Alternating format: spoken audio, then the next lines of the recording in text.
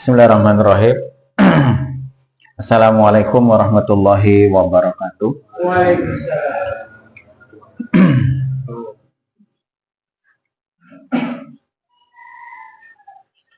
Alhamdulillah. Alhamdulillahi haqqa hamdi. Wassalatu wassalamu ala man la nabiyya min ba'di. Wa ala alihi wa sahbihi wa jundi. Allahumma la sahla illa ma ja'altahu sahla wa anta taj'alul hasna idza syi'ta sahla. Amma ba'du. Para jamaah sekalian dirahmati Allah. Saya tadi berangkat juga bingung Pak ini Pak ya. Pengajian materi apa ini Pak?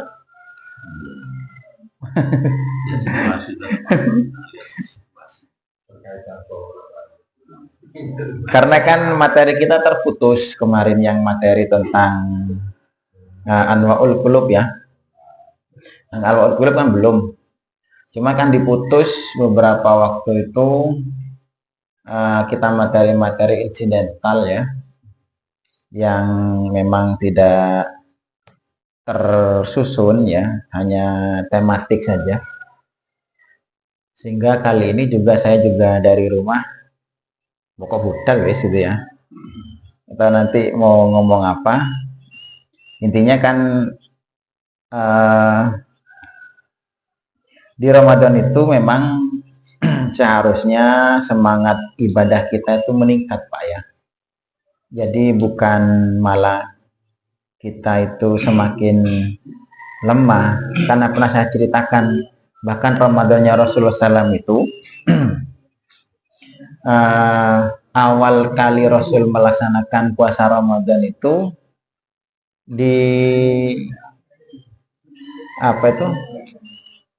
diawali justru pada dengan bertepatan dengan perang Badar ya. Perang Badar kita tahu kemarin sudah kita singgung sedikit ya.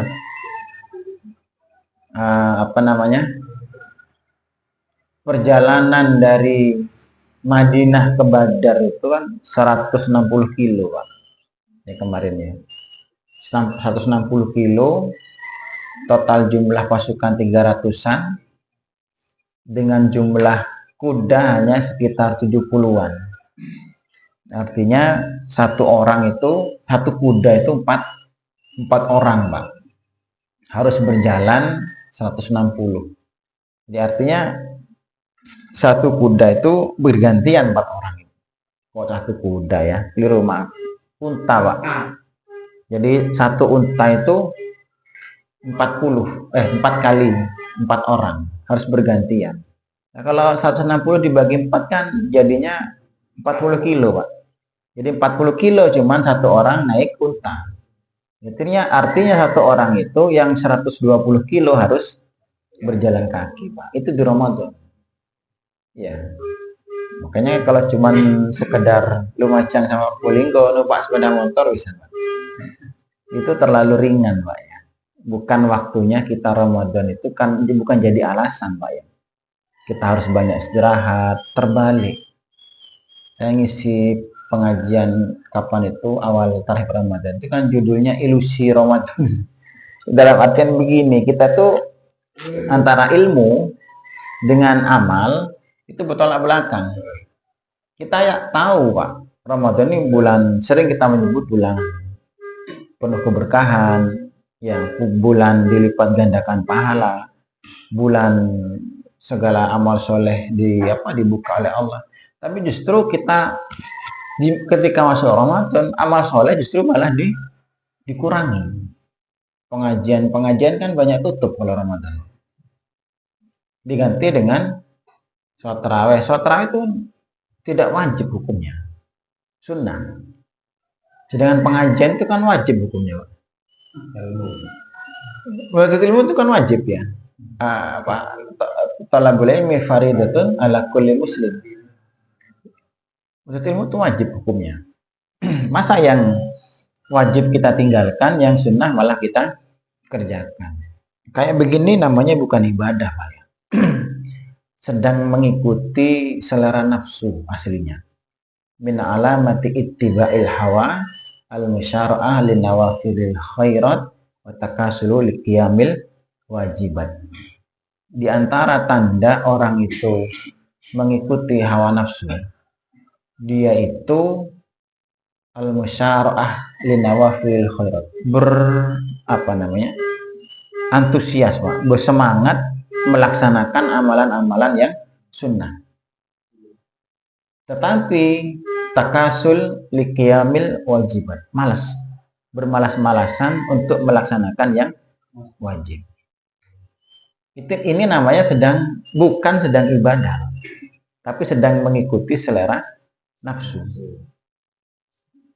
Sholat tarawih itu sunnah, tapi coba berapa banyak isinya kalau sedang tarawih, Pak? Subuh itu wajib, Pak. Kali piro subuh, Pak? Apakah sama dengan jumlah tarawihnya? Atau berbanding terbalik, Pak? Tarawih bisa full ke masjid, kok subuh mungkin 1-2 orang. Sampai penuh. Kadang tidak penuh, Pak. Padahal kalau kita tidak tarawih, tidak dosa. Ada orang tarawih tidak tarawih dosa. Kita ada dosa tarawih, gitu kan tidak dosa, Pak. Tapi coba ada salat subuh, dosa hukumnya. Nah, model kayak begitu itu kalau kita semangat yang sunnah-sunnah, tapi yang wajib-wajib kita malas, Pak. Itu sedang mengikuti selera nafsu aslinya. Bukan ibadah itu, Pak. Mending tidak usah tarawih, tapi salat subuh kita. Tapi kan keutamanya besar. Iya, keutamaan besar tarawih itu. Tapi bagaimanapun statusnya sunnah.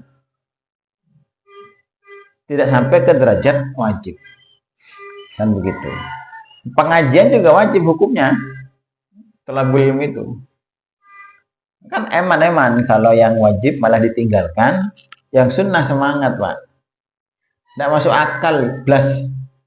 Sama sekali tidak masuk akal, belas. Logika manusia yang waras saja tidak masuk ini, Pak. Di situ kebanyakan model kita beribadah sekarang. Ya. Banyak kayak gitu modelnya, Pak. Nah, ini harus kita luruskan, ya. Makanya kan bukan waktunya bermalas-malasan. Justru bahkan momen-momen besar di Islam itu banyak terjadi di bulan Ramadan. Kira-kira kerja libur tidak kalau Ramadan? Kerja libur tidak? Hah? Ramadan kerja libur? Kerja Ramadan, di bulan Ramadan kerjaan libur tidak sing kantoran, oke, Pak? Kenapa kalau urusan dunia tidak libur, urusan ibadah kok libur? Urusan akhirat. Kan lucu jadinya, Pak. Tidak ada yang bisa kita jadikan alasan sebenarnya. Oh, saya capek, saya lelah. Justru yang kita harus berlelah-lelah dalam urusan agama Allah, Pak. Kita harus mengeluarkan keringat, mengeluarkan upaya, tenaga. Kudu loro geger, Pak. Kudu ngantuk, kudu mumet untuk agama Allah. Di situ yang harus diharapkan oleh agama ini, Pak. Jangan jadi orang yang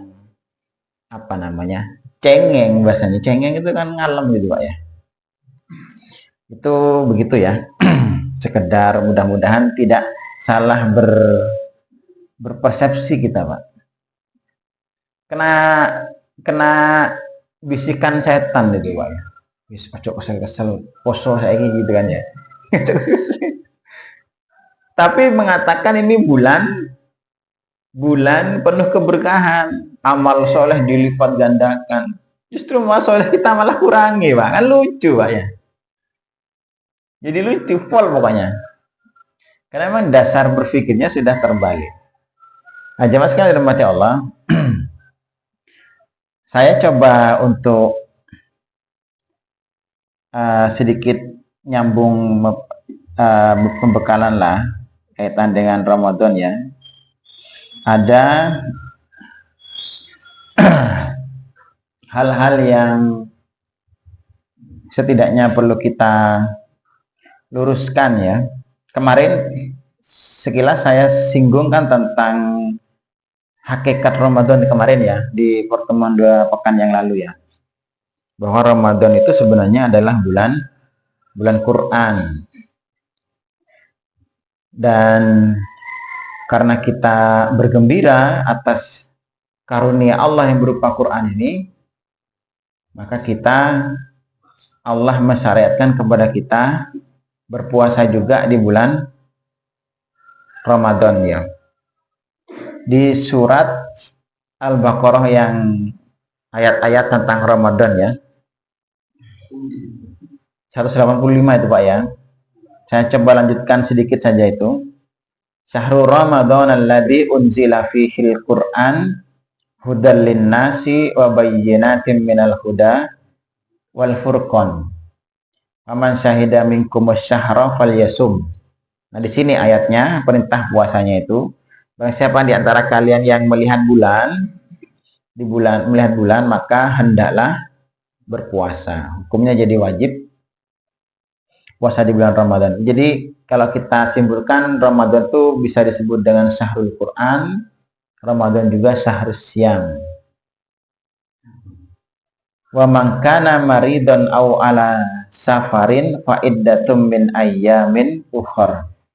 Dan siapa saja di antara kalian yang sakit atau posisi safar, maka boleh tidak puasa, cuma nanti harus mengganti di hari yang lain.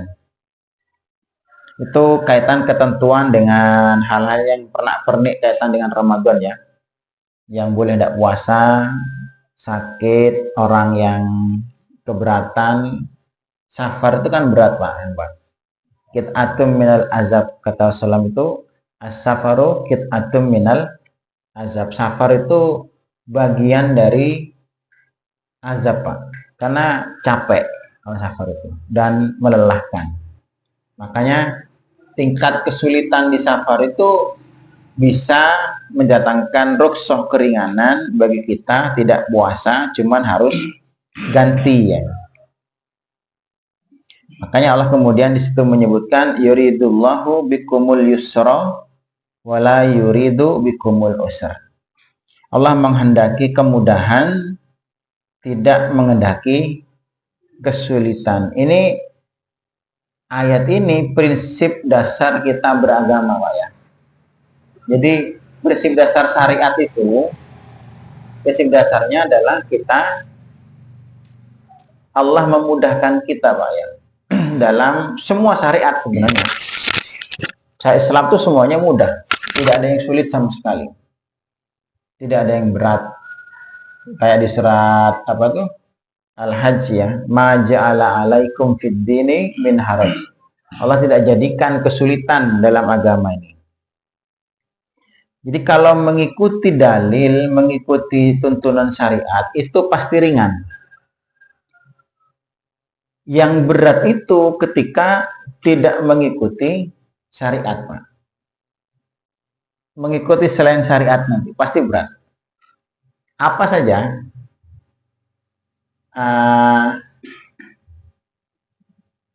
Sholat tuh berat apa ringan? Sholat. Lebih berat mana? Sholat macul di sawah Pak. Macul di sawah itu kan berat Pak ya. Sholat kan cuma gini-gini aja. Kan berat sholat. Siapa yang bilang sholat berat? Yang berat tuh bukan sholatnya teman. Nafsunya. Wa innaha lakabiratun. Sholat itu benar-benar berat. Illa alal khosiin. Padahal aslinya kan cuma gini-gini aja Pak. Kayak SKJ. Lebih berat senamnya Pak Tris. Ya. Ayo coba tanyakan. Lebih berat mana? Sholat sama senamnya Masjid As-Salam. Senam gini-gini Pak ya. Tidak berat sama sekali sholat itu. Tapi kata Allah, lakabiratun, benar-benar berat loh. Berarti berat apanya itu? Bukan fisiknya yang berat Pak ya. Tapi hatinya yang berat. Tapi kalau fisiknya tidak berat sama sekali Pak. Puasa aja Pak. Puasa aja tidak berat Pak. Cuman tidak makan, tidak minum gitu aja kan. Mulai maghrib, mulai subuh sampai maghrib. Ini juga tidak berat. Tapi kan Ustaz, lek kerja di pasar apa yang berat. Itu kan tergantung kebiasaan jadinya nih Pak. Lebih berat orang diet. daripada orang puasa itu. Orang diet itu apalagi ikut madhabnya Dr. Zaidul Akbar ya. Itu sarapan kurma karo tempe Pak. Tidak boleh makan nasi, tidak boleh makan tepung, gorengan, berminyak, gula. Tidak boleh. Itu madhabnya Dr. Zaidul Akbar. Kayak istri saya ikut madhabnya Dr. Zaidul Akbar Pak. Akhirnya serba teratur makanya. Jadi lebih berat orang yang diet daripada puasa dia. Kalau tidak mengikuti syariat berat. Intinya semualah orang nikah misalnya. Nikah itu ringan apa berat? Ringan Pak. Paling cuman mas kawin berapa lah? 100.000. Daftar ke KUA paling 700.000 sekarang. Duit-duit 2 juta tadi Pak. Beli kambing, buat sate, buat walimahan selesai. Cuma kalau tidak ngikuti syariat, sewa teropetok 15 juta. Belum cateringnya 30 juta untuk undangan 1.000 orang. Belum gedungnya. Belum lain-lain sebat-sebat. Banyak itu, bisa sampai 50-60 juta. Dan itu memberatkan. Kemudian dari bondo Pak, utang. Ya, belum lagi buat tonjokannya. Beli Samsu, ya, Surya, gitu kan. Berat Pak. Semua yang tidak mengikuti syariat. Nah, makanya prinsip syariat, prinsip hukum-hukum agama ini pasti ringan, mudah. Kalau tidak mudah, pasti ada kesalahan dalam menjalani syariat itu. Pasti ada kesalahan. Atau coba direnungkan, diangan-angan apa yang memberat dalam agama ini, pasti karena bukan mengikuti syariat. Pasti ada penyimpangan-penyimpangan dari syariat itu Pak. Itu begitu. Semua prinsip agama ya. Yuridullah bikumul usra wala yuridu bikumul usra. Puasa ini asalnya sekarang ini ringan Pak. Ya. Yang sebelumnya puasa itu kan asal usulnya puasa itu kan modelnya tidak kayak sekarang ini Pak. Awal puasa itu modelnya itu kayak modelnya orang Yahudi puasanya itu. Jadi puasa itu mulai subuh itu sampai maghrib ya, batasnya maghrib. Nah, maghrib boleh makan, tapi batasnya makan itu bukan subuh ya. Puasa itu sebelumnya itu startnya itu mulai bangun tidur Pak. Malam itu subuh atau setelah bangun tidur. Jadi misalnya malam tidur jam 7 atau jam 8 malam. Bangun misalnya jam 12. Ngelilir, bangun ya. Maka sejak bangun itu sudah terhitung puasa. Sampai nanti maghrib. Sejak bangun tidur itu.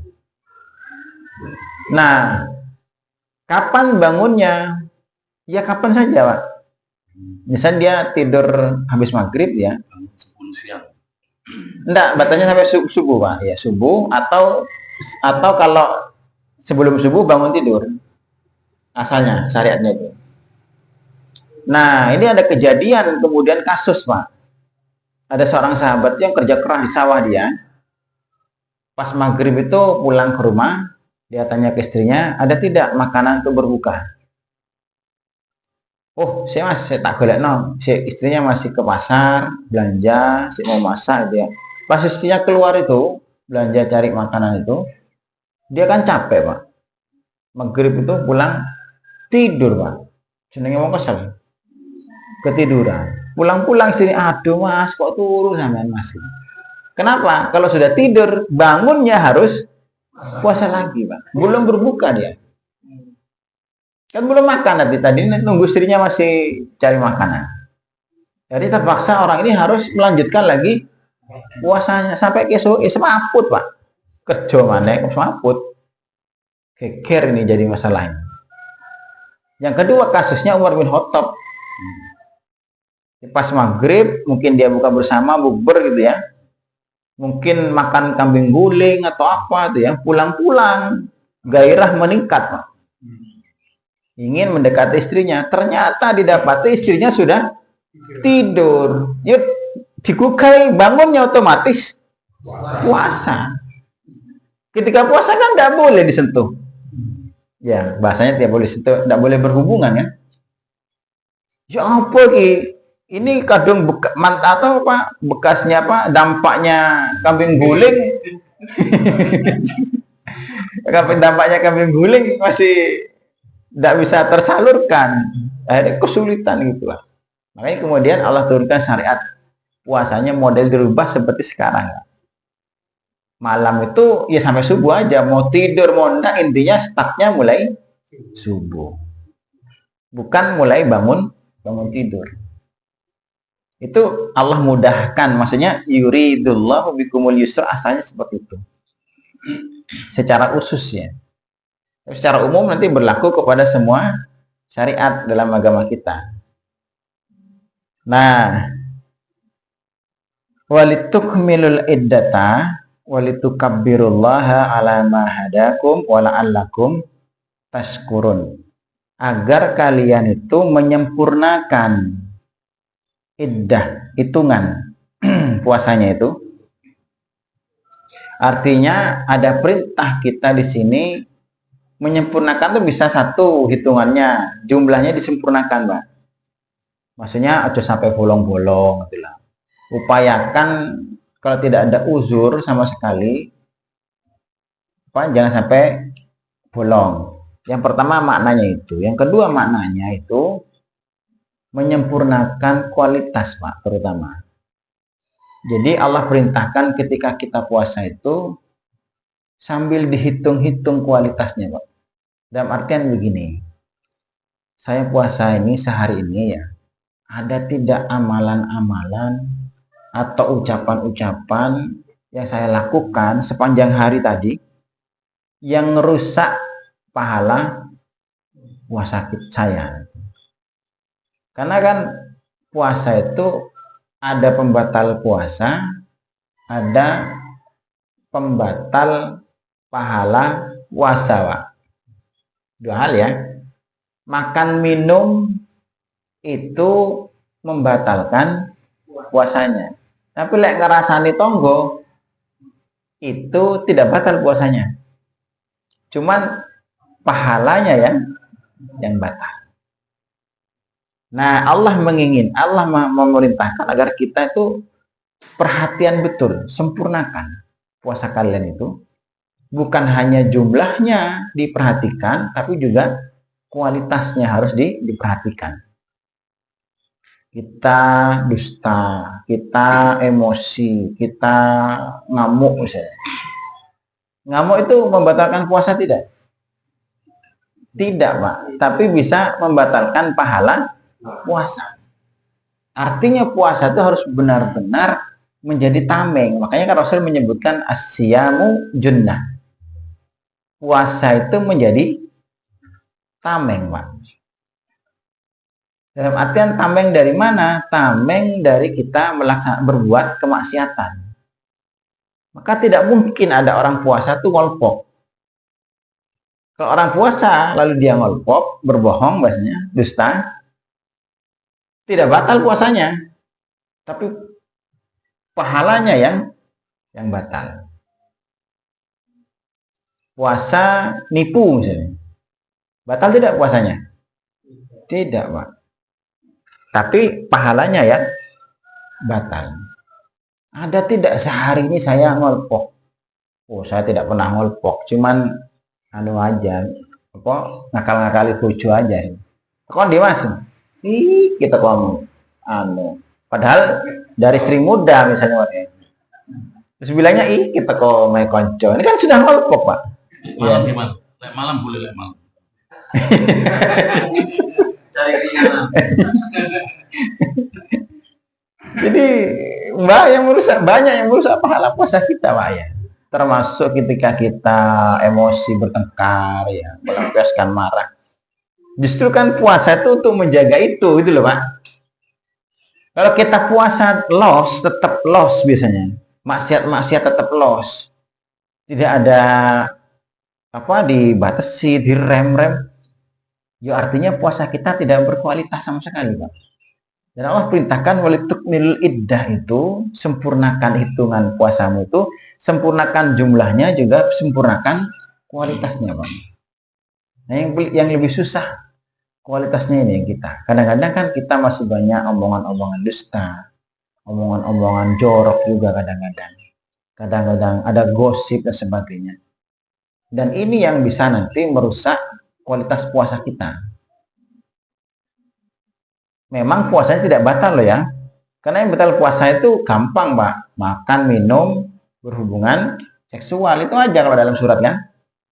Ditambah lagi nanti di hadis-hadis itu turunan dari 3 itu, Pak. Turunan dari makan, minum. Rokokan batal tidak puasanya? Rokokan, Pak. Kan bukan makan, bukan minum. Udah. Karena antum pakai O2 itu, oksigen O2 itu ya. Misal sedang sesek mau pakai O2, kan botol O2 itu lah, oksigen itu. Batal tidak? Loh, apa bedanya sama rokok? Loh, rokok apa bedanya, Pak? Air rokok kan bukan makanan juga ya. Asap juga loh. O2 yang kita hirup kalau sesek kan oksigen loh, kan ada oksigen. Kenapa ada batal itu? Kalau rokok kok batal? DKI PR itu pinter akal-akalannya pengerokokan. Makan wakulu wasrobu. Ada ayat kan wakulu wasrobu hatta yatabayyana lakumul khaytul abyadu minal khaytil abyadi. Aswadi kan. Sampai makan minumlah sampai jelas batas antara benang putih dan benang hitam. Mulai dari fajar terbit sampai nanti maghrib. Ya. Nah, kalau dalam bahasa Arab itu akala itu kan makan itu kan memasukkan sesuatu ke dalam tenggorokan yang dikunyah, Pak. Itu namanya akala, Pak. Makan. Nah, kalau memasukkan sesuatu tanpa dikunyah, namanya saroba itu. Disebut kita mengartikan minum ada wong ngombe dikunyah. Ngombe banyu putih gitu ya, aqua mau dikunyah gini ada enggak? Tidak kan, tidak dikunyah ya kan? Nah, memasukkan tanpa dikunyah itu namanya saroba. Nah, orang nyedot kukus itu kan sama, tidak dikunyah, Pak. Makanya orang-orang kan israbud dukhon ini. Menyedot, mengunyah, memasukkan asap. Ya. Maka batal tidak masuk kategori saroba itu, Pak. Masuk kategori minum rokokan itu. Jadi yo batal juga gitu lah. Kalau pakai dalil-dalilan iso-iso pinter wong sing rokokan, udah batal rokokan kira. Itu aslinya, Pak ya. Dan itu mudah kalau kayak gituan, Pak. Yang susah itu hal-hal yang merusak pahala puasa, bukan merusak puasanya. Ya kayak kita bermaksiat, segala macam itu kemaksiatan. Delok TV, batal tidak puasa kita? Delok TV, Pak.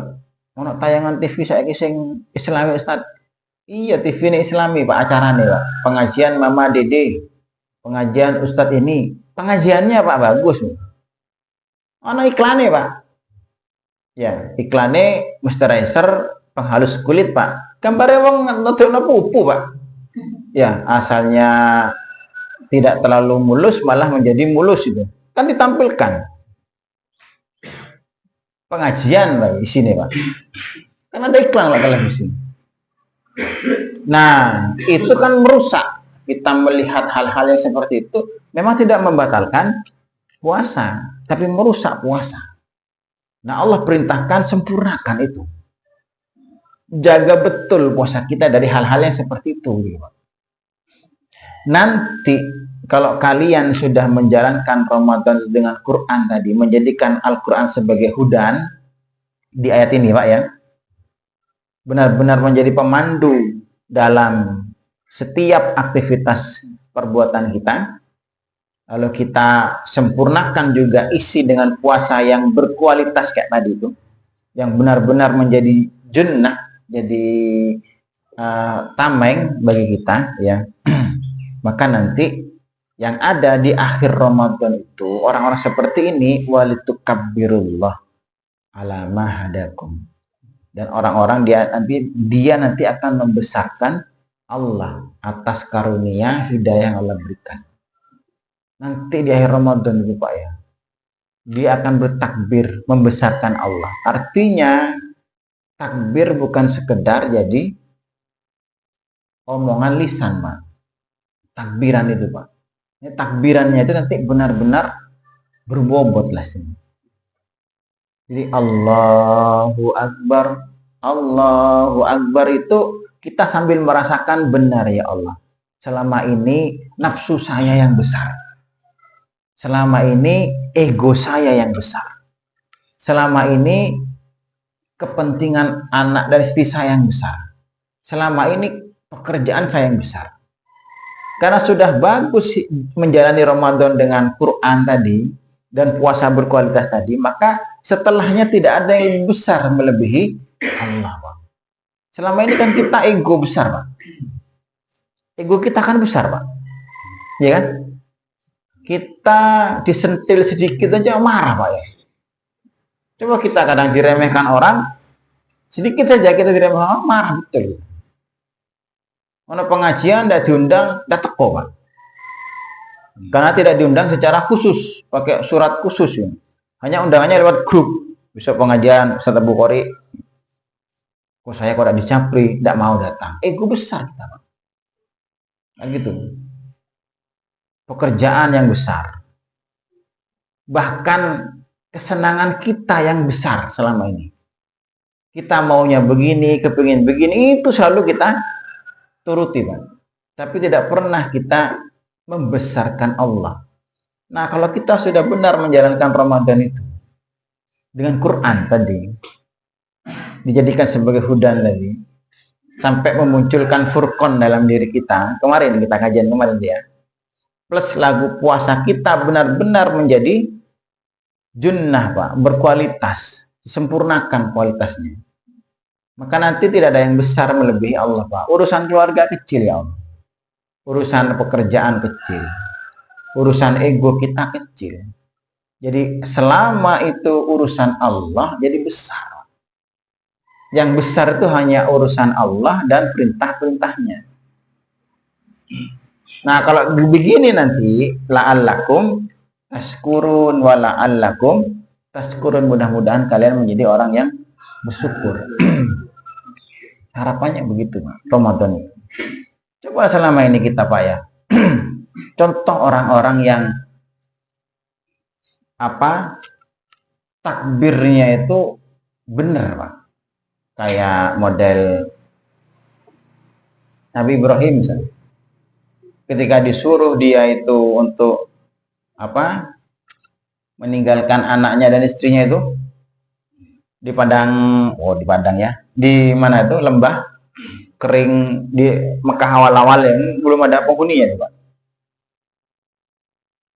Secara logika akal kan tidak masuk akal, Pak, perintah, Pak. Banyak perintah-perintah Allah itu yang tidak masuk akal, Pak. Ibrahim disuruh naruh anaknya sama istrinya di wadin ghairi dzar'in, itu di lembah yang tidak ada tanaman sama sekali, kering kerontang, Pak. Jangan tanya Indomaret sama Alfamidi, Pak ya. Tidak ada, Pak. Tanaman saja tidak tumbuh, Pak. Kalau tanaman tidak tumbuh, kira-kira wong iso urip enggak? Manusia tidak bisa hidup, Pak. Tapi karena Allah perintahnya yang besar, karena urusan Allah yang besar, ditaruh itu, Pak, anak dan istri, Pak. Bukan logika yang besar. Kalau sekarang kan logika kita yang besar. Tidak masuk akal ini. Diginikan. Kan begitu kita. Itu tidak masuk akal itu. Ditaruh karena agama Allah yang besar. Perintah Allah yang besar. Orang-orang yang sudah terpatri takbir itu, Pak. Buah dari hudan tadi. Dan istrinya pun sama. Orang-orang wanita-wanita yang sudah benar-benar walitukabbirullah, yang membesarkan Allah. Coba kalau istri kita yang digitukan sama ngomel Pak, ndak mari-mari itu Pak. Sampai ndak mikir ta Mas. Yo, bukan teori pelaku Mas. Oh ditinggal pengajian bolak-balik di WA apa ya? Tak teko-teko. Jadi orang dino kemana Mas? Sampai nang di pengajian atau pengajian gitu jadinya. Kirim gitu Pak. Tapi karena Hajar ini sudah Allahu Akbarnya tuh benar gitu Pak. Ketika dia Allahu amarka bihada ya Ibrahim, apakah Allah yang memerintahkan kamu untuk berbuat begini? Iya. Ya sudah, kalau begitu kata Hajar, kalau memang Allah memerintahkan, pasti dia tidak akan mengecewakan saya. Sudah, silakan tinggal. Kenapa sampai seperti itu? Allah dan urusan agama, urusan perintah Allah yang besar. Jadi logika kita kecil, ego kita kecil. Sekarang kita ini logikanya terlalu besar, bahkan melebihi Allah. Habis Ramadan kita Pak. Tarbiyah selama Ramadan tuh habis. Cobalah kesenangan-kesenangan yang nafsu kita di Ramadan kan ditekan ya Pak. Itu untuk melatih sebenarnya agar kita lebih mengutamakan Allah. Kan adzan segera ke masjid. Kalau adzan kan itu mau segera ke masjid Pak ya. Cuman adzan maghrib aja. Segera ke masjid. Setelah ada uman takjilan. Adzan subuh saya ngiler Pak. Kadang-kadang kita begitu. Nah Ramadan itu kalau benar bisa menghasilkan pribadi yang walidu kabirullah. Takbirannya tuh mantap Pak. Bukan kayak anak-anak takbiran. Anak-anak kan Allahu Akbar, nyimat mercon, dangdutan. Ini palsu semua. Allah lebih besar. Allah bahkan lebih besar dan perintah Allah lebih besar, bahkan lebih besar daripada orang tua sekalipun, Pak. Ibrahim itu siapa yang ada orang anak tidak cinta orang tua. Tapi karena orang tuanya itu menyimpang dari jalan Allah, tidak mau mengikuti agama, sudah tinggal. Bapaknya Nabi Ibrahim itu kan sama. Ahli maksiat ya, bahkan produsen Tuhan, Pak. Dia memproduksi Tuhan kan bapaknya Nabi Ibrahim. Jadi punya home industry membuat Tuhan. Dan pembuat patung waktu itu kan ya. Di situ kita tuh diharapkan seperti itu, Pak. Jadi bukan cinta yang saya cinta istri, saya cinta anak, cinta keluarga. Demi semuanya demi cinta. Nanti bukan Allahu Akbar, Al-Hubbul Akbar jadinya, Pak. Demi cinta saya korbankan segalanya. Ini musyrik, Pak. Pernah dengar kalimat kayak begitu? Saya demi cinta saya korbankan segalanya. Lautan kan kudaki. Kok lautan kan kudaki, keliru ya. Lautan ku seberangi gitu ya. Gunung kudaki. Ini musyrik, Pak ya. Kayak begitu itu. Tidak penghabisan. Saya perjuangkan sampai titik. Ya, sampai ini juga diperjuangkan cinta, Pak. Iya kan? Cintanya istri, cintanya kekasih. Tidak bisa seperti itu. Ini kan berarti kan kekasih yang maha besar, bukan Allah yang maha besar. Pribadi muslim tidak begitu. Ibrahim itu kan siapa tidak cinta ke istri, Pak? Sampai istri tinggal ngono Ibrahim juga ya. Dan banyak harta, bahkan di zaman Rasulullah ada sahabat yang bernama Suhaib Ar-Rumi. Ketika ada perintah hijrah dari Mekah ke Madinah, sahabat sudah hijrah semua, tinggalin di Kari, Pak. Syekh Kari di Mekah, belakangan dia. Karena dia tuh saudagar yang omsetnya itu kalau sekarang mungkin miliaran, Pak. Asetnya itu, Pak. Mungkin miliaran asetnya itu. Kaya betul dia. Asalnya miskin dia, budak, Pak. Orang Romawi ya, makanya Suhaib bin Sinan Ar-Rumi. Tapi dia ketika dia mau hijrah, dia simpan semua hartanya itu, aset-asetnya itu, diinvestasikan. Orangnya mau hijrah. Ketika mau hijrah, kok didangan sama orang-orang musyrik. Mau kemana kamu? Kalau kamu mau hijrah, silakan hijrah, tidak masalah. Tapi jangan tinggalkan sepeser pun hartamu. Jangan dibawa sepeser pun hartamu. Kalau mau hijrah, hijrah aja. Semua hartamu dan asetmu tinggalkan di sini. serahkan ke kami.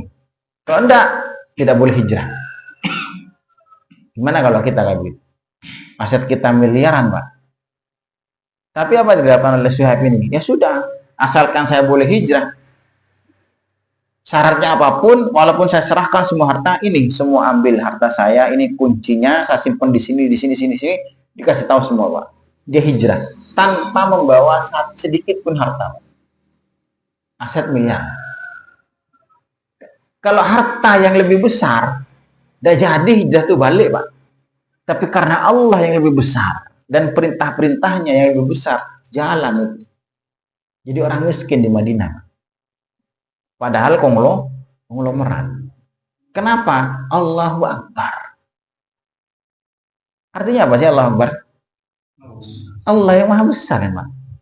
Artinya selain Allah itu kecil. Urusan selain Allah, selain urusan agama Allah kecil. Kalau kita kan masih banyak yang besar selain Allah di diri kita, Pak. Ada istri yang besar mungkin ya. Suhaib Ar-Rumi ini bahkan hartanya habis. Makanya kata Rasul ketika sampai di Kuba itu, Rabihal Bai' ya Aba Yahya. Rabihal Bai'. Ini perdagangan yang menguntungkan, wahai Abu Yahya. Julukannya Pak, Abu Yahya, Pak. Turun firman Allah itu, wa minan nasi may yasri nafsahu ibtigha'a mardatillah. Ada di antara manusia yang menjual dirinya itu demi mencari ridho Allah, Pak. Habis hartanya. Kita kan jangan dihabiskan, Pak. Separuh aja mikir, Pak. Jangan separuh, kebanyakan. Di Ramadan ini aja lah. Ada tidak program kita menghabiskan 1/4 gaji kita, Pak? 1/4 penghasilan kita. Itu sudah bagus, Pak. Itu melatih agar Allah benar-benar yang besar nanti dalam diri kita. Makanya kan tidak ada pengajian kayak begini nih, Pak. Jadi lo no sarapannya gede, rame, dan no sarapannya sepi. Berarti kan sarapan Akbar ini, Pak. Iya kan? Ada sarapan Akbar ini, Pak. Buktinya ada sarapannya sedikit pengajian. Alasannya capek, bangun jam 3, lelah dan sebagainya. Itu tidak seperti ini. Berarti nafsu besar, Pak. Badan kita yang lebih besar, Pak, daripada Allah. Kenyamanan hidup kita yang lebih besar daripada urusan agama Allah. Itu begitu. Makanya kan tidak ada perubahan nanti. Sebelum Ramadan, pasca Ramadan tidak ngefek. Ya batal lah ini, Pak. Cinti kejar malam Lailatul Qadar. Pak Patung bisa. Ngejarnya Pak Patung, Pak. Ada Lailatul Qadar. Lailatul Qadar itu Pak Patung enggak kira-kira? Pak Patung sing tepak untung. Lailatul Qadar itu, Pak, ya bukan Pak Patung, Pak. Oh, sono Lailatul Qadar Pak Patung. Ada orang kan kalau malam Lailatul Qadar ke masjid mau itikaf kan, berangkatnya jam berapa? Misalnya salam lah, dia salam lah. Jam 10. Kemarin mulai jam berapa, Pak? Mari subuh. Terus datangnya setiap hari kah, setiap malam kah, atau milih-milih? Milih-milih malam? Iya, kalau kemarin kalau sekarang malam ganjilnya yang mana, Pak? Ganjil kata Muhammadiyah, genep kata NU, Pak. Sekarang kan beda kita startnya, Pak. Sing Selasa, ada yang Senin, ada yang Rabu, Selasa. Kalau yang kata Senin ganjil, yang kata Selasa yuk segenep, Pak. Mau yang mana sekarang ini? Nah, itu kan bingung jadinya, Pak. Wis milih-milih pisan, ngarep-ngarep Pak Patung pisan, Pak. Milihnya tepat pisan. Tidak begitu Lailatul Qadar yang diharapkan agar bisa membawa perubahan. Bukan begitu, Pak. Lailatul Qadar itu bukan Pak Patung, Pak, ya. Itu memang dibidik memang nyata. Itu kan aslinya itu kan kalau secara kan isinya malam Lailatul Qadar itu kan malaikat itu kan semuanya turun, Pak. Tanazzalul malaikatu warruh. Ya, bi'idzni rabbih. Itu malaikat semuanya turun, Pak. Makanya karena saking banyaknya jumlah malaikat yang turun itu, malam itu disebut malam Lailatul Qadar. Qadar itu maknanya apa? Salah itu maknanya sempit, Pak. Qadar itu salah satu makna sempit. Faman qudira alaihi rizquhu fa ammal insanu fa amma idza mabtalahu faqadara alaihi rizquhu, kan gitu kan. Adapun manusia ketika dia disempitkan hartanya, qadar, makna sempit. Selain juga kemuliaan, selain juga keputusan. Maknanya juga sempit. Kenapa? Karena malam itu langit penuh sesek dengan malaikat. Tidak ada satu tempat selebar 3 jari sekalipun pasti ada malaikat di situ, Pak. Saking ramainya malaikat semua turun. Maka nanti pagi-pagi ketika malaikat naik itu matahari kan terang tapi tidak panas gitu lah. Jelas itu kan tanda-tanda itu. Kenapa bisa apa cari burung kayak gitu. Ada cahaya matahari. Jelas mataharinya, cuman kan agak kayak remeng-remeng sinarnya. Kenapa? Kata para ulama, karena tertutup bayangan malaikat yang sedang kembali. Nah, kemana malaikat itu turun? Healing. Apa healing? Jalan-jalan, shopping ke mall gitu ya? Atau ke mana? Alun-alun, nongkrong malaikatnya? Kemana, Pak? Malaikat itu. Tujuannya juga apa turun? Kan pasti ada tujuan loh, Pak. Seake malaikat tuh, Pak. Apa sekedar kepingin jalan-jalan, malaikatnya kepingin roku ternon gitu, Pak? Tidak begitu, Pak ya. Tidak ada yang kebetulan malaikat turun itu. Mereka itu semua mencari orang-orang yang dahulu selama setahun itu mereka dengar namanya tapi tidak pernah ketemu orangnya, Pak. Karena ada orang-orang yang namanya tuh masyhur di langit, Pak. Masyhurun fis sama, tapi majhul di dunia. Tidak terkenal di bumi tapi namanya terkenal di langit. Melekat itu. Siapa namanya? Pak Manto. Siapa orangnya Pak Manto? Ya. Siapa? Ada nama Pak Tris. Siapa? Orang itu setiap hari dengar nama Pak Tris. Malaikat itu kangen, Pak. Karena disebut-sebut setiap hari. Koyo sopo wongi.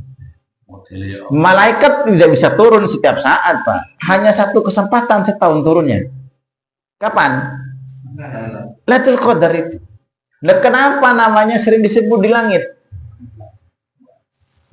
Kenapa nama seseorang sering disebut di langit? Karena dia tuh sering banyak beramal soleh. Setiap kali amal soleh kita beramal soleh, nama kita dicatat dan disebut-sebut di langit, Pak. Dan amal soleh yang paling banyak membuat nama kita terkenal di langit, amal soleh apa? Salah satunya contohnya. Bukan pengajian kayak begini, Pak. Dalam hadis kan disebutkan hadisnya. Ya, bukan taman surga, hadis disebut man jalasa qaumun fi baitin min buyutillah. Tidaklah satu kelompok manusia berduduk-duduk di satu rumah Allah. Ya, illa nazzalat alaihimus sakinah. Pasti akan Allah turunkan kepada mereka rasa tenang. Ya, wa ghasyiyatuhumur rahmah, dan Allah akan guyur dia, kasih hujan. Ghasyiyat itu kan hujan, Pak. Dihujani dengan rahmat, bukan satu rahmat tapi kayak hujan. Dan hafathumul malaikat menaungi dengan sayap-sayapnya. Kemudian yang keempat apa? Wa dzakarallah fi man indah, namanya disebut-sebut oleh Allah di hadapan para malaikat itu, Pak. Itu Pak Manto, itu Pak Tris, itu Pak Sasari. Semakin sering nama disebut, malaikat sing denger koyo sapa wong ngirek kangen, Pak. Kenapa? Nyambung masalahnya. Karena orang itu kalau punya kesamaan kan mesti nyambung, Pak. Punya hobi sama pasti nyambung. Hobi goes kumpul sama goes, Pak. Hobi tenis kumpul sama tenis. Hobi kuliner aja kumpul sama kuliner, Pak. Malaikat tuh makhluk Allah yang taat. Nanti dia pasti ngumpul, pasti rindu kepada hamba Allah yang lain yang juga taat, Pak. Sering disebut namanya orang-orang ini karena banyak ketaatannya di langit. Malaikat kangen itu, Pak. Rindu. Seperti yang kalau disebut namanya di langit, ingat kisahnya Uwais Al-Qarni. Ya. Bicara itu. Dia tidak punya kesempatan cuma sekali setahun. Makanya ketika dibuka oleh Allah, open kesempatan dibuka, mereka tuh turun berhamburan mencari nama-nama yang mereka dengar. Nanti ketemu orangnya, disalami, saat itulah dia mendapatkan Lailatul Qadar. Tapi tutup Pak patung kayak begitu Pak. Pokok malam kanjen nang masjid turu bisa Pak. Jam 10 ke masjid Pak. Gue bantal bisa. Allah malaikat teko turu rek wong ngereng balik Pak. Iya kan? Kan kalau Lailatul Qadar sunnahnya gimana? Ya lailah idza dakhala al-asra, Rasul itu kalau sudah masuk 10 hari akhir, saddami zarahu kan gitu kan ya. Hadisnya Pak. Saddami zarahu wa ahya lailahu wa iqada ahlahu. Saddami zarahu itu mengencangkan sarungnya. Maksudnya tutup sabuan tutup Pak. Dalam artian itu kinayah Pak. Bahasa kiasan artinya sudah tidak mendekati istrinya. Khusus di 10 akhir. Nanti gagal berarti. Nanti kan batal itikafnya Pak. Ya. Jadi intinya sudah fokus kepada ibadah. Kemudian ahya lailahu, ahya. Ahya lailahu itu menghidupkan malam. Namanya menghidupkan malam yuk melek Pak.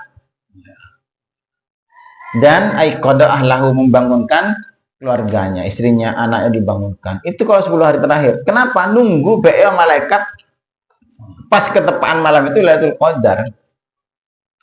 Kan gitu. Jadi malaikat yang kangen-kangen tadi itu dengar nama-nama itu mencari orangnya si fulan kemana ini? Dan kemana mereka sasaran bidiknya, sasaran Google Map-nya pertama kali yang dipegang malaikat itu kan pegang Google Map Pak. Mencarinya pakai Google Map itu. Ya kalau kita sekarang kemana arahnya pertama kali? Ke masjid. Ya. Makanya kan ada sunnahnya itikaf di 10 hari terakhir itu. Dan itikaf itu bukan jagongan Pak, bukan rumpi, bukan. Ya ibadah secara fardiyah. Tapi apakah hanya di masjid? Tidak hanya di masjid, bisa di tempat lain dimanapun, selama si fulan itu, si yang bersangkutan itu posisinya sedang beramal soleh. Tak mungkin dia sedang jihad kayak orang-orang sahabat kita, saudara kita di Palestina, kan tidak punya masjid Pak. Mereka ada di lapangan kayak tentara mujahid kan di lapangan, tapi kan amal soleh, gitulah. Tidak harus di masjid. Bagi orang-orang yang tidak punya kesibukan lain, yang punya waktu lapang dan punya kesempatan, memang afdolnya 10 hari terakhir itu di masjid. Itulah Pak. Tapi kalau antum misalnya pekerja keras, yang tidak bisa ditinggal dan tidak punya penghasilan yang lain kecuali itu, maka misalnya kerja malam ya. Apa? Nyupir Pak ya. Bisa, selama supirnya jadi amal soleh Pak. Nyupir Pak. Nah, bisa jadi Pak. Jadi gitu. Intinya posisinya sedang malam itu sedang beramal soleh gitulah. Itu maksudnya. Jadi tidak Pak patung kayak kita Pak. Kita sekarang jam 10 nang masjid Pak. Iya, bawa bantal bisa ndak bawa Quran. Mari ngono ngiler di masjid. Lailatul Qadar rek mambungi rek. Lailatul Qadar kayak apa Pak ya? Walaupun malam itu memang benar malam Lailatul Qadar, kita juga belum tentu dapat Pak. Iya kan? Malam Lailatul Qadar pasti ada tidak? Pasti. Pasti ada. Cuman yang tidak pasti itu kita dapat mana Pak. Malaikat golek awak dhewe pun ndak. Nah kalau selama ini nama kita tidak pernah kedengaran di langit Pak, yaudah kenal loh malaikat Pak. Pak Agus, oh Pak Agus tidak kenal. Dilewati Pak Agus lho Pak, sama Pak Sasari misalnya. Sing terkenal Pak Sasari yo, ya tentu Pak nang Pak Sasari mungkin salah alamat itu Pak, tidak ketepaan itu. Itu Pak mateng goyok wong tuku tepak-tepakan tuh Pak. Makanya persiapan untuk malam Lailatul Qadar itu bukan sejak 10 hari terakhir. Bahkan sejak awal Ramadan, Pak. Bahkan jauh sebelum Ramadan. Untuk mendapatkan door prize Nobel kemuliaan. Reward Lailatul Qadar. Kalau itu kita dapat, Pak, nanti dampak perubahan dalam diri kita tuh besar. Nanti setelah Ramadan pasti jauh lebih soleh dia. jauh lebih taat, jauh lebih macam-macam. Lek ndak ono pancet berarti Pak, bertahun-tahun antum tidak beruntung berarti. Mohon maaf, silahkan dicoba lagi. Anda belum beruntung. Jadi begitu. Jadi bukan kebetulan. Ingat ya, persiapan kalau malam itu harus dari sekarang Pak. Di awal Ramadan itu. Perbanyak amal-amal soleh. Siapa tahu nama kita, banyak malaikat yang dengar nama kita Pak. Nanti dia akan turun mencari kita. Kata Syaikhul Qadir Al-Jilani, kalau orang disalami malaikat nanti ada semacam khusyuk perasaan. Kemudian ketika berzikir seperti kayak merinding sampai menetes air mata, nikmat dan sebagainya. Itu yang dirasakan nanti Pak. Kalau tidak ada, justru kita tidur, ngiler, nyenyak itu. Yo, malaikatnya balik Pak. Aduh, Pak Sasari turu rek. Wes gitu jadinya Pak ya. Balik. Makanya itu sekilas yang perlu kita persiapkan Pak. Jadi Ramadan itu bukan waktu untuk bermalas-malasan Pak. Harus 2 kali lipat dari biasanya. Kalau pengajian seminggu sekali, buat seminggu 2 kali. Kalau perlu seminggu setiap hari tidak apa-apa Pak. Iya Pak, iya betul Pak. Itu bukan ngarang, ngecap ngomong gitu. Harus lebih ditingkatkan amal solehnya itu. Kalau kita sholat sehari biasanya cuma 50 rakaat, buat 100 rakaat di Ramadan itu.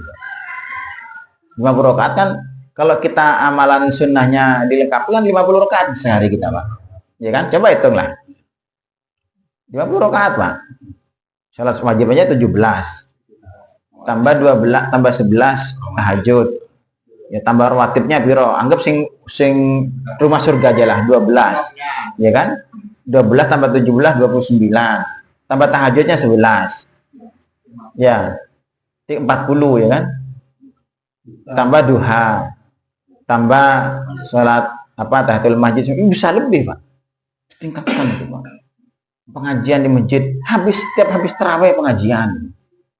Darusan Pak itu. Darusan kemarin sudah disampaikan ini. Kalau ngelumpuk ono Patris, ono Pak Marwan, di Masjid Salam ngelumpuk. Ya tadi Pak ojo ngopi Pak, enggak ngopi itu. Ngelumpuk baca apa ngopi deh. Bukan kayak gitu. Akhirnya pengajian baca 1 hadis, baca 1 ayat. Jadi itu Pak, ya. Tidak perlu cari ustadz. Berarti satu Oh, tidak masalah Pak. Ini malah yang sedikit ini. Kemana orang-orang? Kan aneh pola berpikirnya Pak ya. Memang capek Pak Ramadan kita Pak. Tapi lebih baik kita berlelah-lelah karena Allah di Ramadan ini Pak. Daripada badan kita sehat. Mending kita pucet, kurus, opo maneh watuan loro. Mending seperti itu Pak. Gara-gara kan apa? Gara-gara ibadah luar biasa. Jangan jaga kesehatan untuk ibadah Pak. Jangan. Habiskan waktu kita untuk ibadah di Ramadan itu Pak. Sakit lebih baik sakit. Toh lagi sakit menggugurkan dosa Pak ya. Nanti mati sing diharapkan itu. Kan begitu Pak. Mati karena dalam rangka ibadah. Kan minimal husnul khotimah. Terus apa dicari? Kalau kita cari dunia tidak dapat. Beda kayak gitu. Akhirnya persiapan menu berbuka, menu sahur, persiapan baju baru, persiapan rumah baru itu kalau kita cari dunia. Jadi mindset Ramadannya dirubah. Itu sekilas ya. Mudah-mudahan bisa ada manfaatnya. Kalau ada pertanyaan silakan. Saya ada 2 pertanyaan. Yang pertama, sampai sekarang itu saya belum bisa mengekspresikan yang pernah sampean sampaikan. Barang siapa yang di awal Ramadan itu senang, pasti berakhirnya sedih. Ramadan datang, ditinggal Ramadan, sedih. Karena awalnya senang, berakhirnya sedih. Ya. Yang tidak bisa mengekspresikan itu kesedihan waktu wis entek Ramadan. Nah, ini yang belum bisa mengekspresikan. Mungkin jenengan bisa bagus, saya belum bisa.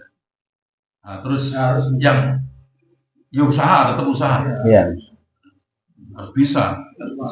Nah, caranya ini kan mungkin Abu Hasan juga bisa. Ya.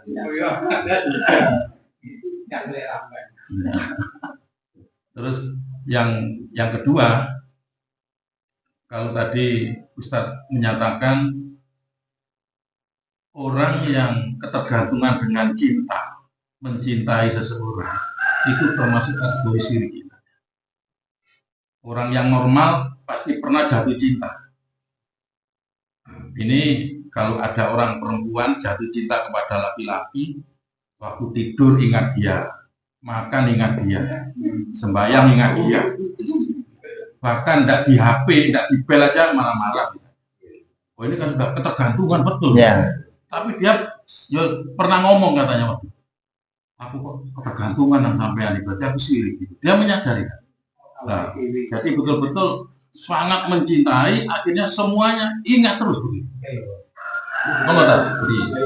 Jadi kalau yang pertama tadi memang tetap butuh mujahadah namanya Pak ya, kita butuh usaha Pak. Jadi perbanyak, kalau dalam bahasa agama namanya muhasabah lah, muhasabah. Dan waktu muhasabah terbaik itu ya ketika itikaf itu Pak. Muhasabah itu apa ya? Evaluasi Pak. Ya. Jadi coba kita renung-renungkan apa yang kita lakukan sepanjang setahun kemarin. Banyak dosanya atau banyak nilai amal solehnya gitu lah. Itu kapan momentum itu bermuhasabah terbaik? Di itikaf Pak. Harus ada jatah waktu kita untuk itikaf Pak. Walaupun tidak 10 hari, 2 hari lah, atau setidak-tidaknya sehari lah. Tapi cari masjid yang tidak ada aktivitasnya Pak. Jangan terbalik ya. Di itikaf di program pagi ini, siang ini. Antum jangan itikaf di situ Pak. Itu ngerusak itikaf. Ya. Kalau ada masjid itikaf programnya terlalu banyak, tidak usah itikaf di situ Pak. Karena itikaf itu waktunya kita bermuhasabah. Harus tidak ada kegiatan. Harus tidak ada kegiatan kecuali kegiatan pribadi. Kalau antum mau sholat malam, jangan berjamaah. Sholat malam itu cukup terawih habis isya itu Pak. 11 selesai, nanti malam jangan jamaah lagi. Nikmati waktu istilahnya me time Pak. Kata-kata orang anak muda sekarang. Itikaf itu me time. Ya apa namanya me time? Nah, dengar tidak istilah? Kurang gaul berarti bapak-bapak ini ya. Me time, waktu untuk saya gitu lah. Khusus untuk berdua. Itu untuk berdua dengan Allah Pak. Jadi jangan banyak-banyak aktivitas di masjid itu. Ya pasti terusnya normal aja. Sholat Jumat, sholat rawatib, taraweh selesai. Setelah itu perbanyak aktivitas waktu pribadi. Terutama untuk zikir, tasbih, tahmid, istighfar, muhasabah. Di situ nanti bisa akan ketemukan, Pak. Ya, selama ini saya apa? Selama ini gimana? Apa saja yang kalau terlalu banyak aktivitas tidak sempat itu. Tidak sempat. Saya paling anti kalau 10 hari terakhir ada kegiatan sudah di masjid. Kalau itikaf tuh Pak, tidak boleh ada kegiatan lain-lain kecuali yang biasa dilakukan. Sholat Jumat, taraweh, selesai sudah. Jangan diprogram jam 2 sholat lagi taraweh, tidak usah, tidak penting Pak. Kalau mau sholat itu panjang, silahkan cari tempat di pojokan masjid, sholat sendiri Pak. Sepanjang-panjangnya dinikmati. Itu begini Bang. Pernah dulu Ustaz Agus dengan saya itu jalan sibuk belewet dus lu. Oh, tambah ada itikaf Pak. Akhirnya nyate gini kan. Masih kurang. Bukan itikaf jadinya Pak ya.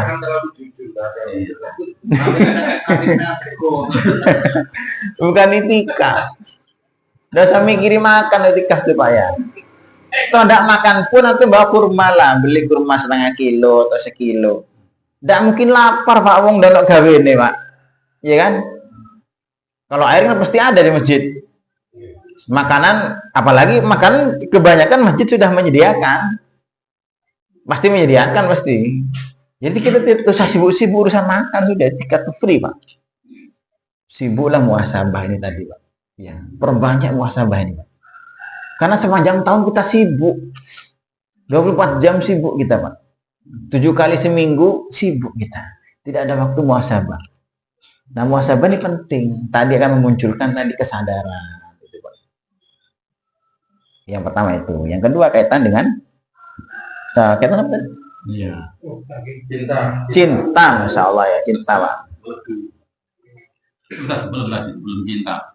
Akhirnya terbukti berakhir Ramadan, Abu Hasan sedih Pak. Karena biasanya sahurnya enak terus Pak. Jadi ini akhirnya masuk ini ya. sedih karena kehilangan sahur enak nih. Iya. Sahur tahu. Sate gitu Pak.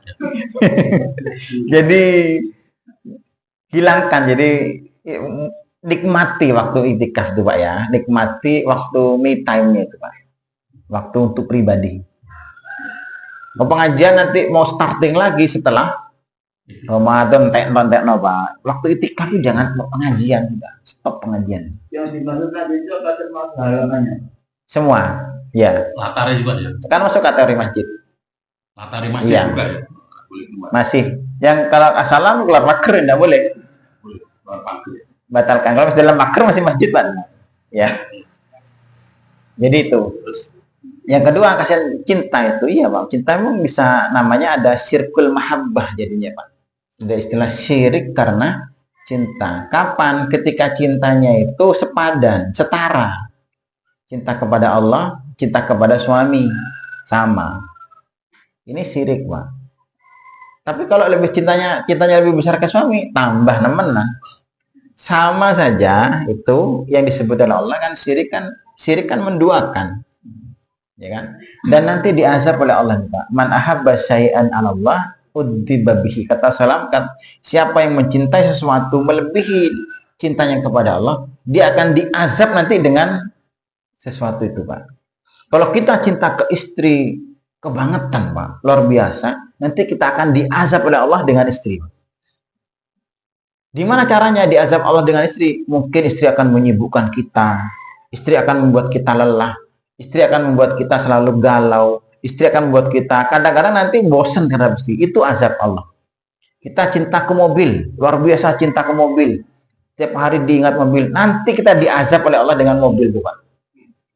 Pasti mungkin Pak, bisa jadi dengan uang bisa habis gara-gara mobil, kadang waktu sibuk karena urusan mobil, kadang-kadang selalu tidak tenang karena mobil, selalu kepikiran, bisa medit karena mobil Pak. Asalnya sebelum punya mobil loman, setelah punya mobil medit. ya. Mobilnya ditutupi tok. Iya kan medit Pak. Kan begini Pak, asalnya loman Pak. Ketika sudah punya mobil, jadi medit kenapa? Katanya nyilih mobilnya, ngocok, tak sayang gitu. Asalnya dia tidak punya dosa, sekarang punya dosa. Itu bagian dari azab Pak. Ada orang yang cintanya ke pekerjaan luar biasa, diazab oleh Allah tinggal pekerjaan itu Pak. Dibuat sibuk dia, dibuat tidak ada waktu, dibuat lelah karena pekerjaan itu. Iya, anak juga. Ketika cintanya kepada anak itu luar biasa, kita akan diazab dengan anak oleh Allah. Justru yang kita cintai itu melebihi Allah itu akan menjadi alat untuk mengazab kita Pak. Dan azab itu jangan dianggap kita mati, hancur, bukan.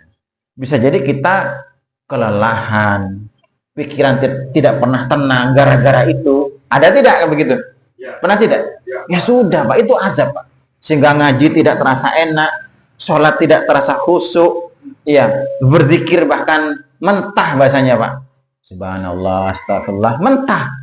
Tidak sampai menetes air mata, tidak mampu. Itu karena azab Allah itu Pak. Dan yang membuat kita lalai, yang diazab dengan yang kita cintai itu Pak. Kalau tidak percaya silahkan rasakan sendiri. Apa yang pernah saya cintai luar biasa, nanti azabnya di situ Pak. Pasti itu Pak. Karena janji Allah, janji Rasul. Nah istri kita cintai luar biasa, nanti kita akan dibuat lelah gara-gara istri itu Pak. Dibuat capek, dibuat lelah, dibuat pegel di Indonesia. Pasti begitu. Jadi begitu Pak ya. Bagaimana mengatur kadarnya ya dengan ilmu begini Pak. Asik ini kan. Ya, monggo. Ada, saya pernah dengar apakah itu hadis, apakah itu biasa. Andaikan semua orang itu tahu tentang keutamaan Ramadan, kan berharap semua bulan setahun ya. dalam Ramadan. Hadisnya dhaif Pak itu Pak.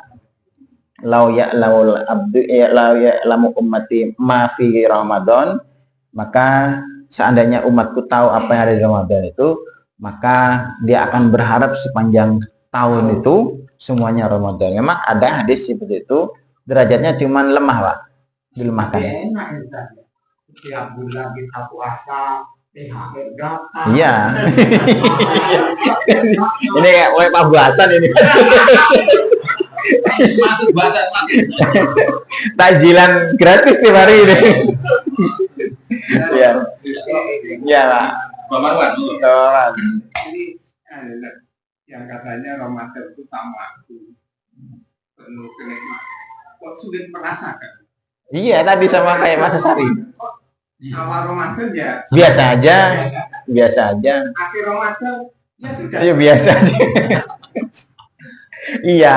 Ya itu yang terus yang saya tanyakan bagaimana bercengkerama dengan Ramadan. Iya. Di situ, Pak. Uniknya, Pak. Nanti tumbuhnya iman tuh gara-gara di situ, Pak, ya. Kalau kita belum menemukan kenikmatan di situ, ya berarti kita memang belum. Ya, sadari saja. Nah, gimana caranya? Istighfar dulu, Pak. Karena pasti karena hati kita sedang berkarat, Pak. Sehingga tidak merasakan kenikmatan, kenyamanan. Padahal tadi kan sering disebut tamu agung. Mestinya kalau ada ke tamu masjid atau musola taqwa akan ada tamu agung. Siapa? Bapak Jokowi misalnya. Oh, geger ibu-ibu itu. Katanya masa opo, kira masih persiapan begini. Kenapa? Merasa agung. Nah, ini Ramadan kan bahkan melebihi agung dari sekedar presiden, Pak. Tapi kenapa kok biasa-biasa aja, tidak ada persiapan gitu kan ya? Berarti tidak agung di hati kita. Karena tertutup keagungan-keagungan lain yang ada di hati kita, Pak. Gitu lah, Pak. Maka langkah awal istighfar sebanyak-banyaknya. Sambil kita merenung, Pak. Minta kepada Allah, ya Allah, hati saya pasti berkarat ini. Sehingga tidak merasakan nikmatnya sujud, tidak merasakan nikmatnya munajat, bahkan tidak nikmat, Pak. Bahkan istighfar minta ampun tidak nikmat itu, Pak.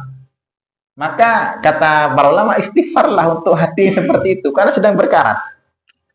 Dan insya Allah nanti akan ada, Pak, perbaikan dan upaya. Lalu kedua ya dibarengi dengan muhasabah tadi kan, muhasabah itu ya tadi evaluasi loh, Pak, ya. Jadi selama ini apa? Mungkin ada di antara keyakinan, sikap, perbuatan saya yang direnungkan itu kok sepanjang tahun kemarin. Dan itu butuh waktu panjang, Pak. Butuh waktu tenang. Saya katakan me time tadi, Pak, ya. Butuh sunyi, senyap. Duduk menyendiri. Makanya Rasulullah kalau itikaf gimana caranya? Masuk kamar kan, Pak. Ada biliknya sendiri, Pak. Walaupun di situ banyak sahabat. Apakah Rasul tidak komunikasi? Ya tidak mungkin lah. Tapi memang butuh waktu kayak gitu, Pak. Kita tuh kurang waktu muhasabahnya, Pak. Karena sibuk dengan kegiatan terus setiap hari. Pokoknya kayak kemarin kegiatan mau pemilu tuh, Pak, yang sibuk terus kita, Pak. Tidak pernah ada waktu muhasabah. Jadi waktunya di istighfar, muhasabah. Kalau ilmu saya kira insya Allah kita tidak kekurangan, Pak, ya. Tinggal butuh banyak muhasabah dan istighfar kepada Allah. Akal dibuang segala hijab itu, Pak. Ada hijab sebenarnya. Benar tadi, datang tidak gembira, hilang tidak sedih kan gitu kan ya. Para ulama kan ngarep-ngarepnya 6 bulan sebelumnya sudah diharap-harap. Makanya ketika namanya sesuatu yang diharap-harap datang, Pak, kita kan ketemu, senangnya kan bukan main. Ketika sudah berpisah, mau berpisah sudah mulai sedih, Pak. Malam ini malam terakhir, kan gitu katanya lagu Ngaji Merah, Pak. Ya. Saya mungkin terlalu mundur. Dan kalau saya sholat terawih, apa masih ada sholat sunat lain? Wah, bebas, Pak, ya. Bebas. Kalau itu sudah ditutup dengan sholat witir. Tidak ada masalah. Witir itu kan tidak boleh la witroni filail, tidak boleh ada 2 witir dalam semalam. Kalau kita witirnya di awal, nanti malam ya tidak usah witir lagi, Pak. Tapi sholat-sholat yang lain bebas, Pak. Sholatul lail masna. Rasul sholat malam itu 2-2. Berapa jumlahnya terserah. Banyak-banyaknya semampu kita. Kalau kita sholat tarawih bersama berjamaah, yang ringan-ringan, Pak. Dosa panjang-panjang. Nanti kalau kita ingin nambah, dipanjangkan semalam sendirian, silahkan. Jangan sholat tarawehnya 2 juz, 5 juz, jamaahnya kesing belayu, Pak. Ketika sendirian, sholatnya kul huwallahu ahad, kul a'udzu birabbin nas. Terbalik, Pak ya. Kita tuh begini, Pak. Kita tuh harus punya amalan andalan, Pak, yang harus kita sembunyikan. Kami misalnya, Abang Mawan punya harta berapa sekarang? Tidak ada yang tahu, Pak, ya kan? Karena disembunyikan. Soalnya lero, akhirnya sengiling, Pak. Dijalui, disili kan gitu kan ya? Kan gitu, Pak. Kita tuh kalau punya harta, emas, uang, ingin orang tahu atau ingin tidak ada yang tahu? Karena khawatir nanti dicolong orang ya, kena pajak, kena silet konco, gitu kan, dimintai sumbangan gitu. Kita tidak mau harta kita. Kenapa kita sembunyikan harta kita itu? Karena kita merasa harta itu paling berharga dalam hidup kita, sehingga kita sembunyikan, Pak. Sebenarnya yang paling berharga buat kita itu adalah amal soleh. Maka kita harus punya simpanan amal soleh yang berharga, Pak, yang tidak semua orang tahu. Makanya kalau untuk menjadi orang soleh, soleh biasa-biasa aja di hadapan manusia, tapi soleh luar biasa di hadapan Allah. Kalau sholat ringan-ringan saja kalau berjamaah, Pak. Kalau ingin diperbagus nanti sendirian. Kalau berjamaah bisa setengah jam, 1 jam. Kalau sendirian harus lebih dari 1 jam. Kita sedekah 50.000 ketahuan di masjid kelihatan, maka yang tidak kelihatan harus 500.000. Itu begitu, Pak. Makanya kalau tarawih dosa panjang-panjang, biasa aja. Ada salah satu musola di beberapa dan kalau tidak di lokasi dua itu pasti Tidak masalah, Pak. Tapi nanti malamnya tambah lagi, Pak. Pak antum sendirian sholat, silakan ambil 2 juz, 3 juz, bahkan 1 Quran juga boleh. Utsman bin Affan itu sekali sholat khatam Quran, Pak. Rasulullah itu sekali sholat mulai habis isya sampai sahur. Sampai sahur, Pak, ya. Sekali sholat. Itulah. Tapi tidak berjamaah, itulah, Pak, ya. Sendirian. Kalau berjamaah kita mengikuti kekuatan jamaah. Ada yang bapak tua-tua, ada yang sedang sakit, ada yang sedang punya keperluan, ada yang punya kepentingan, ada yang punya kesibukan. Ikuti itu, Pak. Gitulah. Maka mau sholat malam silahkan tambah sebanyak-banyaknya. Ketika sendirian, gitu loh, Pak. Harus ada sesuatu yang disembunyikan. Jangan semua ditampakkan. Ketok soleh, sholat tarawih jam 12, itikaf, udah sholat, baca 1 juz ya. Buat apa, Pak? Kan tadi sudah jamaah, habis isya kan? Sudah jamaah habis isya setengah jam, 40 menit selesai, cukup, Pak. Kalau kurang silahkan tambah lagi nanti malam sendirian. Sebanyak-banyaknya sampai kakinya bengkak kayak Rasulullah SAW. Kan gitu, Rasul kan sholat malam sampai kakinya bengkak. Kalau kita kan sampai matanya bengkak, Pak.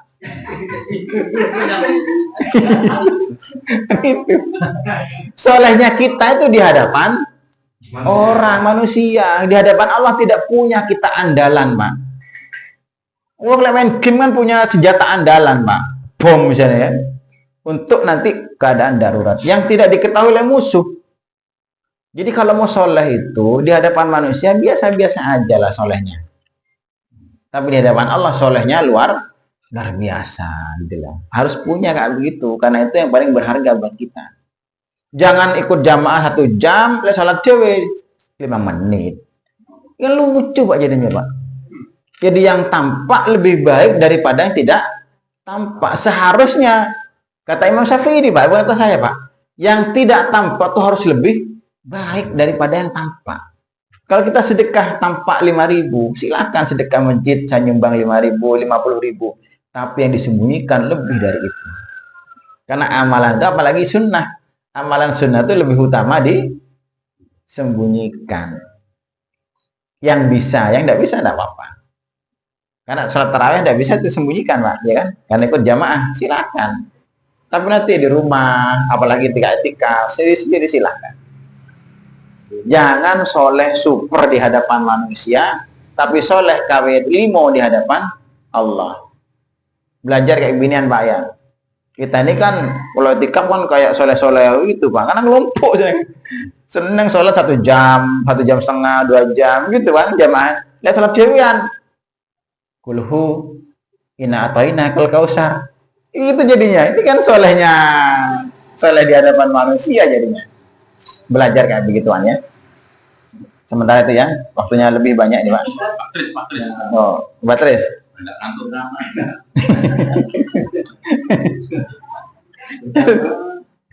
Untuk baca surat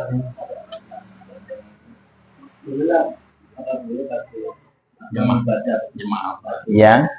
Yang kedua, ketika kita bergembira pada saat bulan Ramadan, itu katanya kita sudah mendapatkan Tahu surga. ampunan. Ya. Yang ketiga, ketika kita minta ampun kepada Allah, itu kita ingat benar-benar kita. Yang keempat,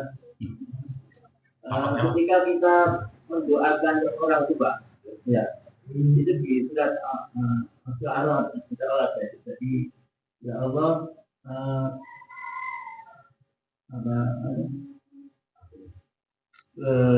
beristighfar untuk ayahnya yang karena ayah dolim, jadi karena ayah termasuk orang yang dolim, itu gimana? Jadi kalau yang pertama tadi, apa tadi bergembira, bukan ya? Iya, katanya. Dengan datangnya Ramadan. Hadisnya memang dhaif ya, tapi sebenarnya kalau orang bergembira karena Ramadan, pasti karena ada sesuatu yang membuat mereka bahagia. Masalahnya tadi permasalahan kata Abang Marwan tadi, tidak bisa, karena gembira itu tidak bisa dipaksa Pak, ya kan? Tidak bisa dibuat-buat loh Pak. Mau senang tidak bisa dibuat-buat, itu muncul dengan sendirinya. Nah kadang-kadang tidak muncul tadi itu Pak, karena tidak merasa ini sebuah keistimewaan. Memang hadisnya dhaif, tapi kalau memang benar itu ada orang yang bergembira karena Ramadan, pasti nanti namanya orang gembira Pak. Pasti dia akan memperlakukan Ramadan itu dengan yang sesuatu yang istimewa. Nah di situ nanti ampunan Allah kan datang gitu loh Pak. Ya. Tapi masalahnya gembira itu tidak bisa dibuat. Seneng ya, arek seneng Pak. Sama Bu Hasan. Ya. Kenapa? Takjil gratis, buku gratis, sahur gratis, ya. Begitu ya. Yang kedua tadi kaitan dengan apa tadi Pak? Berdoa menyesali perbuatan dosa. Istighfar memang begitu Pak. Jadi istighfar itu tidak bisa kita istighfar kalau kita tidak punya list dosa-dosa dan kekurangan kita Pak. Kita nih pernah punya salah apa, perbuatan salah apa yang sering kita lakukan, yang pernah kita lakukan, kekurangan-kekurangan, tidak pernah tahu kita itu, tidak punya list itu, tidak bisa istighfar dengan baik. Makanya kadang Allah bantu Pak, Allah bantu agar kita sadar kekurangan kita, cuman kadang kita ketika dibantu ini tidak gelem. Dengan apa cara bantu Allah itu? Dengan didatangkan orang sing tukang ngeritik kita, sing tukang ngiloi kita, yang biasa menjelek-jelekan kita. Karena dia selalu memandang keburukan kita, Pak. Itu sebenarnya karunia dari Allah, Pak. Agar kita tahu, oh ternyata saya begini. Iya. Tapi kan Lauratin enggak kalau dilingnya orang gitu. Padahal itu karunia, Pak. Iya kan? Tapi saya nggak pernah dikritik. Iya. Karunia, Pak. Iya. Karunia, Pak. Itu karunia. Ketika kita dikritik orang, dikritik orang, kemudian dijelek-jelekan orang, diungkap aib kita oleh orang, itu karunia, Pak.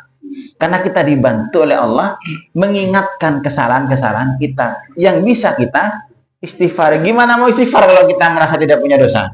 Bisa tidak? Iya. Tidak bisa, Pak. Istighfar opo yo, ndak ada dosa. Gitu jadinya, Pak.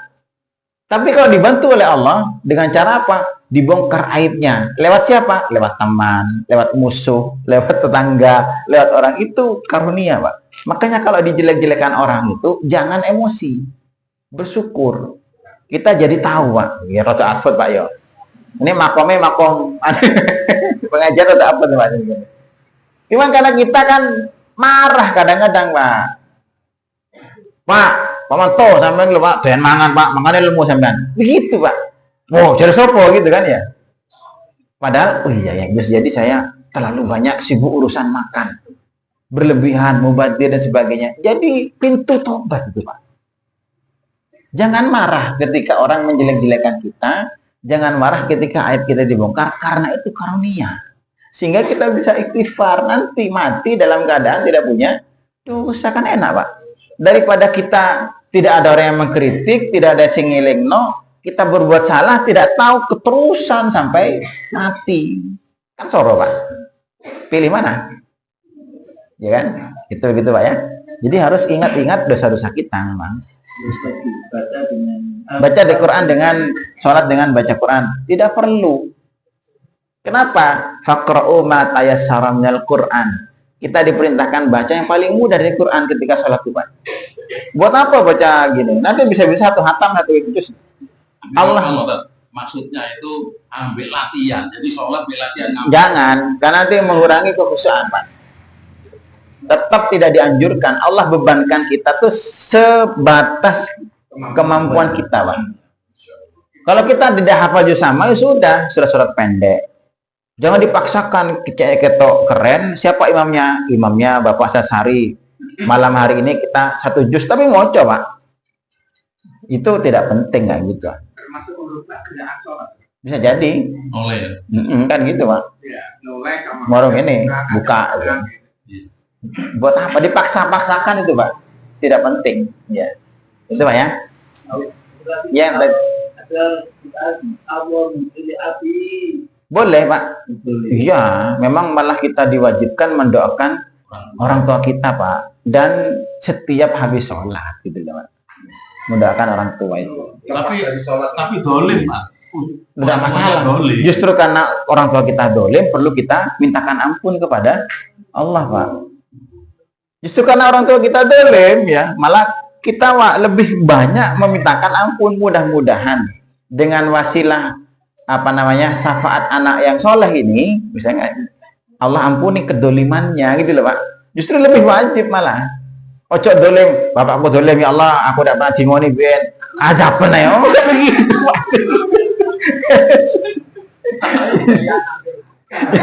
Jangan Pak ya.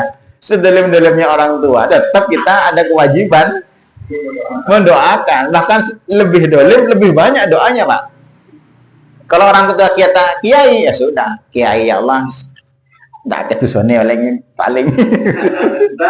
Kita dulu pernah dolim ke orang tua. Nah, itu kemudian apa bisa kita itu? Ya berbakti Pak. Caranya berbakti kepada orang tua sudah meninggal. Caranya ya mendoakan pertama ya, istighfar walaupun tidak ada. Kemudian juga menyambung silaturahmi ke teman-teman orang tua yang dahulu orang tua kita kemana, kita sambung dan sebagainya. Nah, begitu Pak ya. Waktunya habis ya. Cukup ya. Lebih banyak nih Pak ya. Masa 6:30. Tidak seperti biasanya. Memang Ramadan harus tambah porsi Pak ya. Sementara itu dari saya. Assalamualaikum warahmatullahi wabarakatuh. Alhamdulillah.